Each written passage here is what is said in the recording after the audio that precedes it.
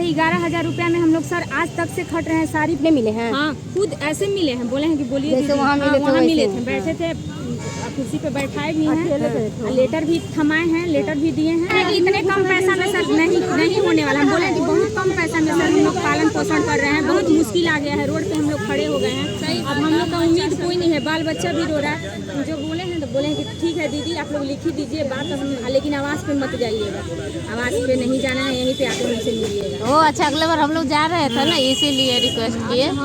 हाँ, अगला बार वहाँ से हम लोग चल गए थे, आप लोग जा रहे होंगे, पर हम लोग चले गए थे वहाँ से, तो एक दिन आए किए थे।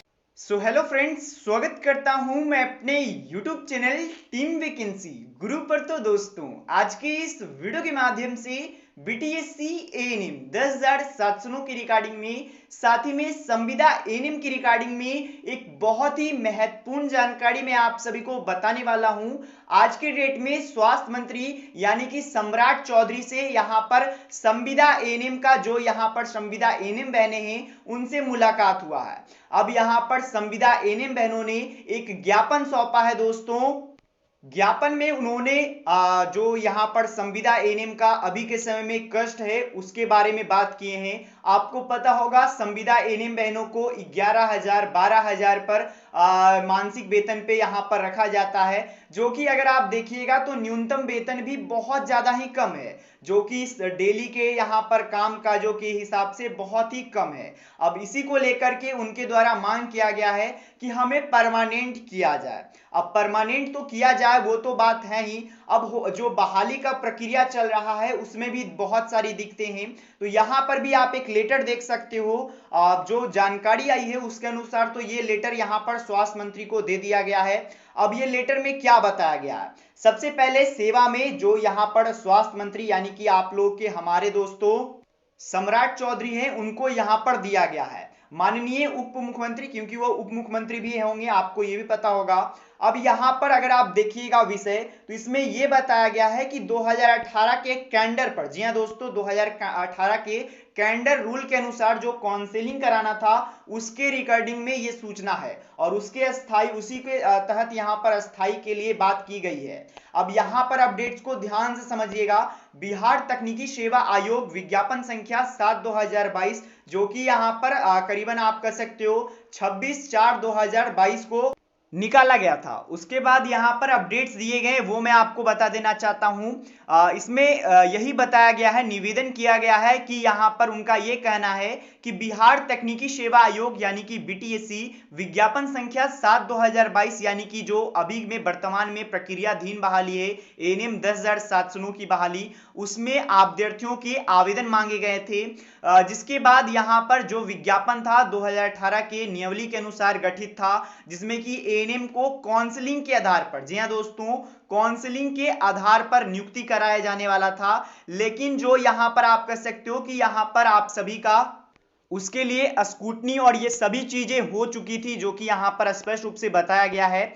उसके बाद कुछ यहाँ पर बातें बताया गया है कि उसके रिकॉर्डिंग में, उसके बाद 2023 का नियमावली गठित किया गया और उस बहाली में लागू किया गया। अब इसी के लिए रिकॉर्डिंग में बात किया गया है कि हम यहाँ पर उसके बाद परीक्षा लिया गया, जो कि आप ही समझिए संविदा एएनएम बहनें और जो भी यहाँ पर हैं जिन्होंने आवेदन किया होगा ये सोच करके कि हमारा डिप्लोमा के अनुसार और काउंसलिंग के आधार पर हमारा यहाँ पर बहाली का प्रक्रिया होगा, लेकिन एग्जाम आ गया, इसके कारण से बहुत सारी दिक्कतें हुई जो यहाँ पर बताया गया है। और उसी के रिगार्डिंग में बात किया गया है कि जो बहाली का प्रक्रिया है उसे काउंसलिंग के आधार पर किया जाए दोस्तों। तो ये अपडेट तो मैंने आप सभी को बता दिया।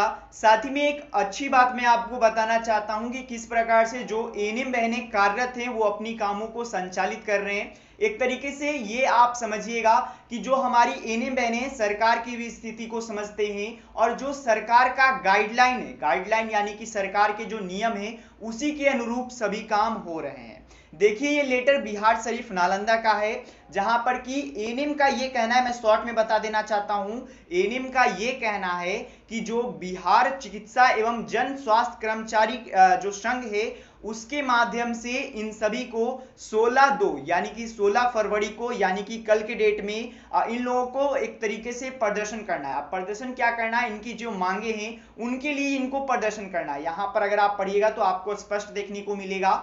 उसके बाद इनको ये कहना है कि जो आपका कार्यक्रम है टीकाकरण का, जो यहाँ पर आप कह सकते हो नियमित टीकाकरण का, उसे 16 से हटा करके 17 कर दिया जाए, 17 फरवरी को किया जाए। और इसी के लिए ये एक तरीके से अनुरोध के लिए एक लेटर है, जिससे आपको स्पष्ट पता चलेगा कि जो एएनएम बहनें हैं उनको काम से कोई अनुरोध नहीं है कि काम हमारा ऐसा किया जा रहा है हमें, लेकिन जो सरकार को भी समझना चाहिए, संविदा एएनएम बहनें जो भी यहाँ पर हैं वो कई वर्षों से काम कर रही हैं, साथ में उनका जो सैलरी है वो काफी कम है। अगर आप कोई भी न्यूनतम लेबर का भी उठा करके देखिएगा तो उनको प्रतिदिन दोस्तों उन्हें भी प्रतिदिन 500 रुपए मिल जाते हैं, यानी कि महीने के करीबन 15,000 के करीबन। तो जायज मामला है कि 11,500 में कैसे काम चलेगा, कैसे घर का रेंट होगा, कैसे क्या होगा। तो यही अनुरोध किया गया है। बाकी अपडेट अगर पसंद आया हो चैनल को सब्सक्राइब कर दीजिएगा। ऐसे अपडेट्स मैं अपने चैनल पर लाता रहता हूं। तो जय हिंद, जय भारत, वंदे मातरम। धन्यवाद वीडियो देखने के लिए।